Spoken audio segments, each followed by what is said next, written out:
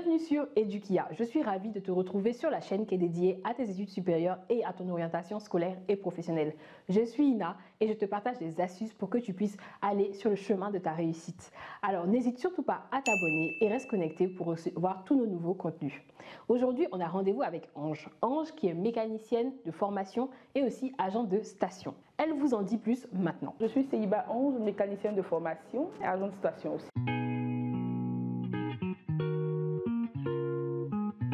Mon métier consiste à faire la maintenance préventive et curative des véhicules.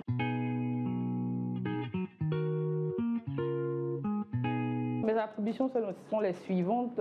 Je suis comme une gérante de station, en particulier une gérante de station service. Je dois me rassurer qu'il y a assez de carburant dans nos cuves pour nous permettre de ravitailler notre parc d'environ 200 véhicules qui tournent au quotidien sur le réseau. C'est-à-dire quand un véhicule vient à la station, il faut qu'on fasse la pointe, c'est-à-dire faire le plein du réservoir, contrôler le niveau d'eau, le niveau d'huile avant de pouvoir le mettre à la disposition de l'exploitation.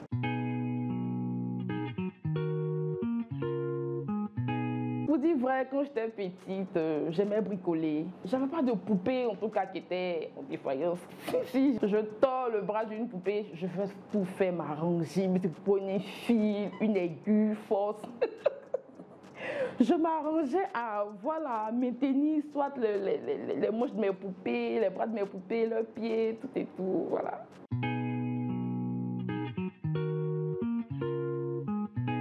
J'ai fait un BT en maintenance véhicule et engins au lycée professionnel de Jacquesville. Un peu de matière technique, un peu de matière scientifique. Là-bas, j'ai fait les maths, les physiques, la RDM qu'on appelle résistance des matériaux, l'automatisme. Pour être mécanicienne, j'ai fait une formation en maintenance véhicule et engins au lycée professionnel de Jacquesville. C'est là-bas que j'ai obtenu mon brevet de technicien.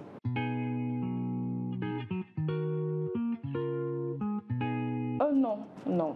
Il n'y a pas beaucoup de femmes dans le métier. Je me dis qu'elles ont peur. Il faut dire que la mécanique, c'est un métier qui demande beaucoup de force. Elles se disent que ce sont des métiers, c'est un métier d'homme. Je prends un exemple, quand on parle du secrétariat, automatiquement, on pense à la femme. On se dit qu'un homme exercer ce métier, ça fait un peu... Mais pratiquement, moi, j'ai aimé.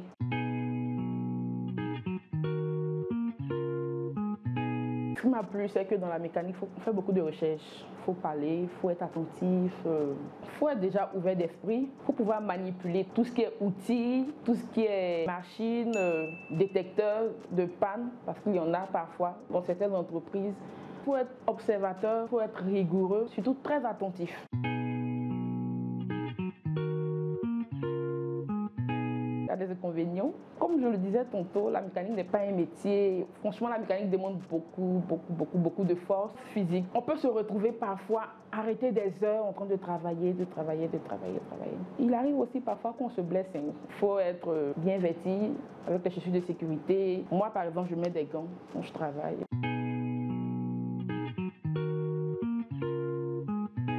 Je lui dirais de foncer parce que la mécanique, c'est un métier qui paye.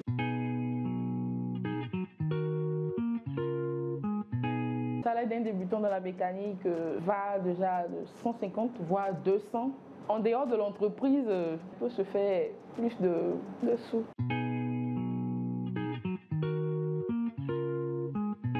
Normalement, je monte à 7 h, je finis à 17 h.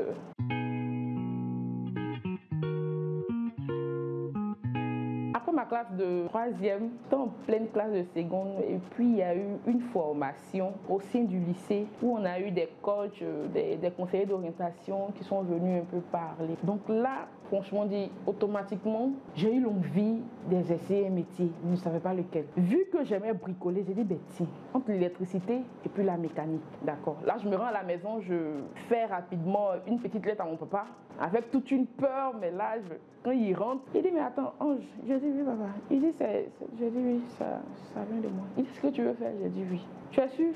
J'ai dit oui. À papier, là, tu veux plus, vas-y, que tu veux partir faire. Il dit, papa, là-bas aussi, c'est papier. Je vais partir aussi. Il dit, d'accord. Donc, c'est comme ça, pendant les vacances, on lance le test pour pouvoir entrer au lycée professionnel de Jacquesville, parce que là, c'est pas depuis ma classe de 3e que je suis partie, c'était en seconde. Je suis allée passer le test. J'ai été admise et c'est comme ça. Je me suis lancée.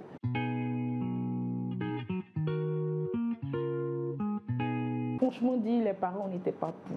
Mais en même temps, je disais aussi que je vais y aller, je veux voir ce qu'il y a dedans. J'étais déterminée. Et je vous raconte une petite anecdote. Après l'école, pendant mes moments de stage, il y a un cadre de chez nous qui a une entreprise, franchement, où il y a un parc auto assez bien. Je dis au vieux qui cherche quelqu'un, voilà. Là, mon papa me dit, mais devenez. Je fais le test, je passe le test qui marche. Je dis non.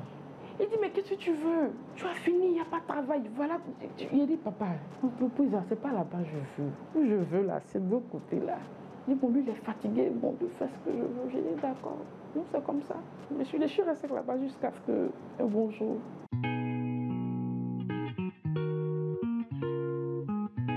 Une phrase, c'est d'un savant que j'oublie le nom. Il dit que la vie, c'est comme un vélo. Tant que tu ne pédales pas, tu n'avances pas. Et si tu arrêtes de pédaler, c'est pas que tu vas t'arrêter automatiquement, tu tombes.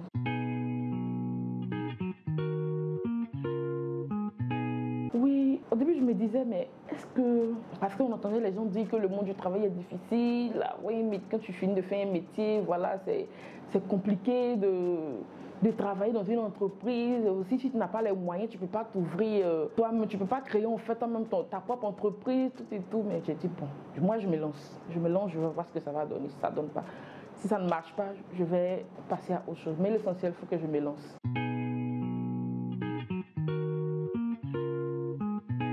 En tant qu'agent de station au quotidien, je suis chargée de faire le plein de réservoirs de tout type de véhicules qui arrivent à ma station-service, de faire les appoints, c'est-à-dire contrôler le niveau d'eau, le niveau d'huile, puis voilà. Si on n'a pas assez de carburant dans nos cuves et qu'on a une livraison, là, j'effectue le dépotage.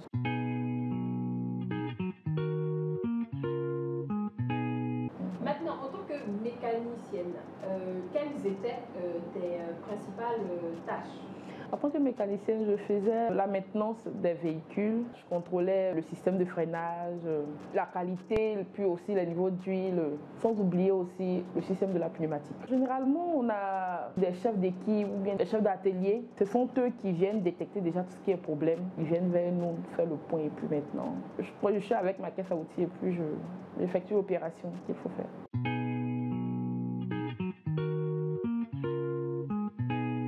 Je suis en train de finir une licence en logistique et transport, voilà, pour approfondir encore ma connaissance. Je suis sûre que comme moi, tu as aimé cette interview. Si c'est le cas, n'hésite surtout pas à liker, à t'abonner et à partager autour de toi. Je compte sur toi pour susciter de nouvelles vocations. En attendant, je te dis à très vite sur edukia.com.